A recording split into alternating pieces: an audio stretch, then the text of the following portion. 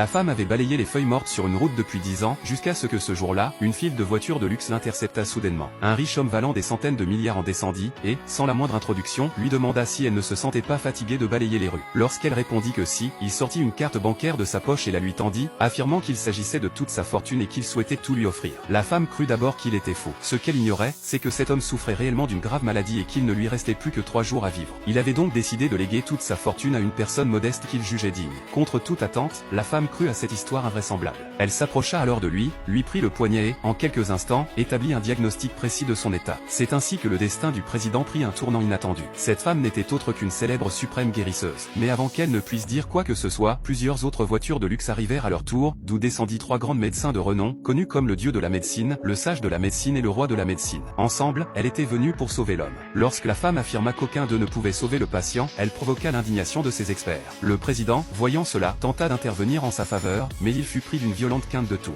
Devant l'urgence de la situation, l'assistante invita les médecins à l'accompagner à la maison pour qu'elle puisse le traiter. Bien qu'elle ait l'habitude de rester à l'écart des affaires humaines, la femme, touchée par la bienveillance du président, accepta de les accompagner. Ce qu'elle ignorait encore, c'est que la vieille matriarche de la famille Chang avait déjà fait circuler la nouvelle, quiconque parviendrait à sauver son fils aurait le droit d'épouser ce dernier et de devenir la maîtresse du clan. C'est ce message qui avait motivé la venue des 3 éminents médecins. Le premier à intervenir fut le sage de la médecine, mais après un examen, il s'écarta avec un air grave, impuissant. Le deuxième fit de même, et comme le précédent, ne parvint à rien diagnostiquer. Finalement, le dernier, surnommé le dieu de la médecine, écarta les autres et examina lui-même le malade avec sérieux. Mais il dut se rendre à l'évidence, il ne trouvait aucune cause à cette maladie mystérieuse. Devant l'échec des 3 grands maîtres, la vieille dame perdit tout espoir. La femme s'avança pour tenter un traitement, mais elle fut arrêtée par la mère du président ainsi que les autres médecins, qui la traitaient de pauvre balayeuse de rue. Face à leur attitude fermée, elle décida de partir. C'est alors que l'assistante du président la rattrapa et, très respectueusement, la supplia d'intervenir. Touchée par tant de loyauté, elle accepta d'intervenir.